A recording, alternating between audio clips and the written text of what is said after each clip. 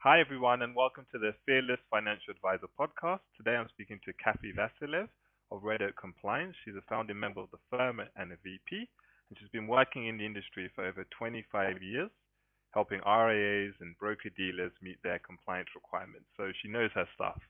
And we're going to jump in today with a few questions around, how to get the most out of compliance, what issues are affecting advisors across the US. And we'll dig into a few other topics along the way. So, Cathy, great to have you on. Well, thank you for having me. It's a pleasure to be here. Excellent. So, the first question I've got for you, which is kind of broad-based but a great place to start, is, what are the biggest compliance issues you're seeing impacting advisors on the RIA and BD side at the moment? May come as an odd answer to your question, but I think the biggest issue facing advisors currently is finding and retaining their clients. With the robo-advisors that have come out, there's, increased competition, there's pricing pressures, that I'm seeing the pricing of investment advice going down considerably. Having a robo-advisor is a huge compliance issue all on its own, but there are lots of advisors that are going down that path to create robo-advisors. Millennials pretty much make it a necessity to do that because you can't really reach them through normal media and marketing channels. They want technology and they want to interact with the technology and they don't want to interact with, someone necessarily face to face. Being able to bring this technology in has tons of compliance issues around it. Having it, doing it correctly, being able to retain all the information that you have to retain, archiving and everything and having it readily available for, a regulator to be able to see and review is very challenging. Okay, then. So, there's definitely a few poker users out there who are thinking of doing their own robo-advisor type service. What are the main compliance things to consider if you're going down that path? There is so many, it isn't even funny. First of all, there's the marketing aspect of it because there are very specific advertising rules that have to be followed in marketing when you're doing, these types of things. So, you have to make sure that your disclosures are there. And if, when you are using some type of an app or a website or something, they have to be, within one click away so that it's easy for somebody to get the full picture. It's hard to get the full picture of something, in a screenshot that's, the size of your telephone. That's one way. You have to make sure that you are collecting all the information that you need to collect in order to be able to determine with what you're recommending is in your client's best interest. You have to understand that you have a fiduciary responsibility and you may have a team of customer service people who will answer clients' questions, but they can't give investment advice. So you have to make sure that you keep tight reins around what your marketing people and your customer service people are able to do and say when they interact with, these clients. Continue. Yeah, there's the whole, you're getting an electronic signature, so you have to abide by all the electronic signature rules. You're delivering your, information, your ADVs and your, advisory agreements, you're delivering them electronically. So you need to make sure that you have, copies of them, that you provide copies of them to the clients, that they accept that they're e-signing this and it, is the same as doing a regular signature. And it just goes on and on. All right, I can clearly see that. So, hold on. If firms like Betterment and Wealthfront can create these services, obviously they must be applying with these rules, correct? So obviously it's not insurmountable. Oh, they're not insurmountable. It's time consuming, and usually, the people who create these robo-advisors are very much technology people. They're not compliance people. So they need to make sure that they partner with someone who understands compliance, because once you have programmed something to do something a certain way, it is very time consuming and costly to undo it because you missed a step. Mm-hmm. Understood. Okay, yeah. So that was a surprise. I wasn't expecting you to say that. I thought you were going to talk about the DOL Fiduciary rule, but maybe that's a good place to go next. there are a few advisors who, of course, are considering doing their robo-advisors, and thanks for giving them a list of things to consider. Just for those who are listening, you have to think about your ad rules, your disclosures, client, account setup and getting them the right information, electronic signature, regulations and complying there, customer service, they can help people, but they can't give investment advice. And of course, as Cathy says, it goes on and on, but those are some good places to start. So moving on to the DOL fiduciary rule, what do you think that the impact will be on RIAs? I think that the BD impact is quite well written about, but on the RIA side, what do you see the impact there? It's kind of interesting that you asked this question, because I cannot tell you how many investment advisors have said to me, this doesn't apply to me. I'm already a fiduciary. And the reality is unfortunately, it applies to everyone, and especially to an investment advisor, because they're fiduciary. Yes, they already have that responsibility, but now they're going to be a 321 or a 338 fiduciary, as ERISA defines it, as well, which is something that they're not used to. So a lot of the investment advisors have kind of taken a back seat and said, I don't have to deal with this because it doesn't apply to me. So there's some interesting, parts of the rule that, they don't quite understand. So one of the common misconceptions as well is, I only charge a fee. And since I only charge a flat fee, I don't have to worry about any of this. Well, the reality is most investment advisors will charge one fee schedule for, say, fixed income and another fee schedule for equities. Well, they're no longer considered by the Department of Labor to be a flat fee advisor anymore. So they're treated more like the broker-dealers are. Okay. Wow, okay. So they're going to have the best interest contracts and all of that. Also, because the IRAs are, brought under ERISA, in dealing with anybody who has an IRA account, all of the Department of Labor rules apply. And, the most, challenging one is you need to be able to make sure that you have explained to clients and can document, that they understand, this is what my existing plan offers, this is what the fees are, this is all the information I need for what I currently have. If I roll it over to your company, you are going to charge me all of these fees, and there's an analysis of why this is in the client's best interest to roll it over into an IRA as opposed to leaving it with their existing employer even though they've left, or rolling it into a new 401k at their new employer. Mm-hmm. And advisors are not used to doing this at all. Yeah, absolutely. So if you're just getting started here, let's say you thought, this doesn't really apply to me, but you do end up having different fee schedules for fixed income and equities. What's the best place to get started? What's the first thing I should do as an investment advisor? The first thing you should do is figure out where you get fees from in all places. So you're going to get fees on, say you have fixed income. You'll get fees from there. You'll get fees from your equities. Some advisors will charge a performance fee. So if you're charging some type of a performance fee, you have to take that in consideration. Some firms actually will get, some type of enumeration from, fund sponsors for funds that they sell, even if it's something as simple as they pay you to attend a seminar where they're, discussing their products. All of that has to be disclosed very clearly to the clients in a document. The DOL rule is also going to require you to put this information into your advisory agreement. So you're going to have to disclose your fiduciary responsibility and all that goes along with it in your advisory agreement. And there's going to be additional compliance functions that you're going to have to perform because of this. So I tell all of my investment advisor clients that just have, 2 or 3 accounts like this is not something that you should dabble in. This is either something you go at full force and understand, or don't, because the risk right now with, the new rule is just way too high. Okay. And if you want to extricate yourself from all of this, what is the best way? Is it just to have one flat fee across all investment types? Is it to... One flat fee across all investment types.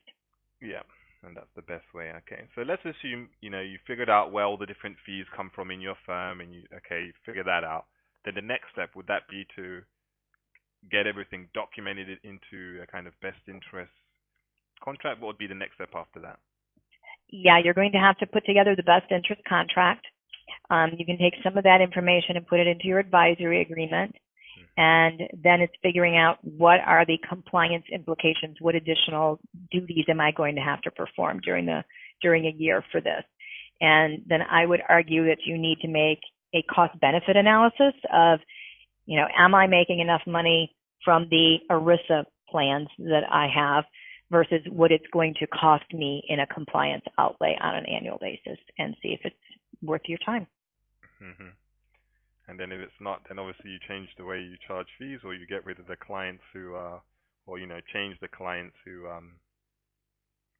you don't. I would argue that you find someone who specializes in these types of clients, mm-hmm. and you set up a solicitor's agreement with them, and you refer them over and get paid a fee for that. Okay then. All right, good to know. So thanks for that detail. But this is of course only for retirement accounts, correct? Correct. It's just ERISA covered accounts. All right, perfect. All right then. So moving on to the next topic, I'm quite intrigued to dig into. Is some of the mistakes that you're seeing RIAs, BDs make with their compliance. Are there any common mistakes that they should just be aware of as, the landscape for compliance changes? We've got a new administration coming in. Obviously, things are happening. What advice can you give to advisors on that front? Probably the biggest mistakes that I see investment advisors making have to do with their policies and procedures. So they have either bought a policies and procedure manual that's off the shelf, mm-hmm. and they haven't spent any time to customize it, so it doesn't really fit their firm. So I'll find a lot of advisors that will have, say they've taken somebody's broker-dealer manual and they've tried to pare it down and make it into an investment advisor manual. Mm-hmm. So there are things in there that they say that they're doing, one, that they're not doing, and two, that they're probably not even required to do because, the broker-dealer world and RIA world are so different. Mm-hmm. So you need to make sure that you have a manual that fits exactly what your business is, that you do exactly what the manual says, and that you document it. Because, so often an advisor will go, yeah, I did that. And the regulator will be, well, show me where you did that. And they'll be like, well, I can't show it to you. I just did it. Yeah, that's not good enough. Yeah, it's not good enough. Also, on the advisory side, advertising is a common issue that they have because they think I'm not subject to FINRA, therefore I don't have to worry about what I say. But the SEC and all the individual states have just as many advertising rules as FINRA does. So you have to be very careful, what you say and that you disclose it properly. Because I can't tell you how many times people get large fines because they've done something that a regulator considers to be promissory, or even crossing the line and going over into fraudulent, and it really and truly, in the advisor's mind, was just, marketing fluff. Yeah, exactly. Huh. And how often are you seeing, the fines coming through? Like how can I say, the extent to which the regulations are being upheld, is enforcement increasing or is it decreasing? Is it the same as it always been? How much do advisors have to worry? It actually has been increasing at an alarming rate. With the new administration, I think that will stop. Mm-hmm. I think there will be less regulation. I think there will be less enforcement action. In this industry, it's kind of interesting because, the pendulum is either far to the left or it's far to the right. It never kind of sits in the center. It's mm-hmm. one side or the other. And so as the regulations got more and more rigorous, mm-hmm. it's like it's inevitable that the pendulum is now, with this new administration, going to swing back the other side because they're like, wait, this is too much. Mm-hmm. So now we're going to go with too little, and we try to make a happy medium that way. Exactly. I totally understand. All right then, but let's have a bit more of a positive note here. How can advisors, use compliance to grow their business? How can you not have the mindset that compliance is a tax? How can you use it as a way to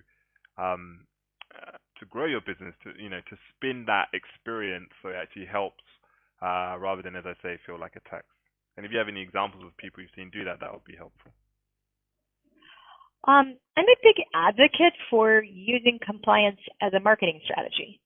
And I know that sounds kind of like it doesn't fit, but I do think using compliance as a marketing strategy is good, because if you can talk about, what it is that you do to make sure that what you're doing is in your client's best interest because you have this fiduciary responsibility, and you talk about how you are compliant, and because you are compliant, you do what's in your client's best interest. And, these are the tools that you use, and you market it. You go out there and actively talk about the fact, I'm not a Bernie Madoff, because I take, my job very seriously. I take my responsibility to you very seriously. I take it so seriously. Here's what I do to make sure you're well taken care of. If it's a marketing piece where, marketing pieces have lots and lots of disclosures in them, and I know it's hard and it tends to dilute the message. But if you can take, some of the disclosures and reword them into the marketing material, as opposed to having them something that's, on the back page, it usually makes for a much more effective marketing piece. Understood. All right. That's very, very good. All right, then. So I'd like to move on actually to our last question now. And, when I do these interviews, I like to get some perspective and get out of the day-to-day work and think back to careers and lives. And so a popular question we like to ask is, what advice would you give to your 30-year-old self based on your life and career and compliance and working with advisors? That's actually a most interesting question. I can truthfully say that there's no child in the world that's ever started out thinking, I'm going to be a compliance officer. It's just not something they've strived for.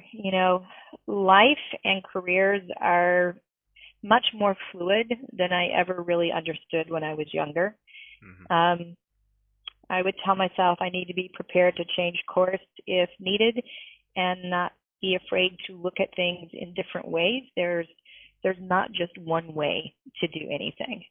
So many people have a mindset of risk aversion, and you can't avoid risk. You have to learn to manage it and kind of be ready for the curveball that's going to come out of left field. I tell myself to be flexible and to listen so that I can fully understand the problem before working on the solution. My younger self was much more focused on finding a solution and not necessarily understanding the problem. And in talking with advisors, I've learned if I just ask, what is it that you're trying to do, so that I can understand, as opposed to just giving them my solution, we come out with a much better plan that works much better for the advisor than if I hadn't asked the question. Excellent. That's some great advice. So to everyone listening, listen. All right, well, thank you very much for being on the call today. I appreciate it. Thank you for having me. Where can people find you if they want to learn more about yourself and Red Oak Compliance? Well, Red Oak Compliance's website is www.redoakcompliance.com. My phone number is 512-796-3299.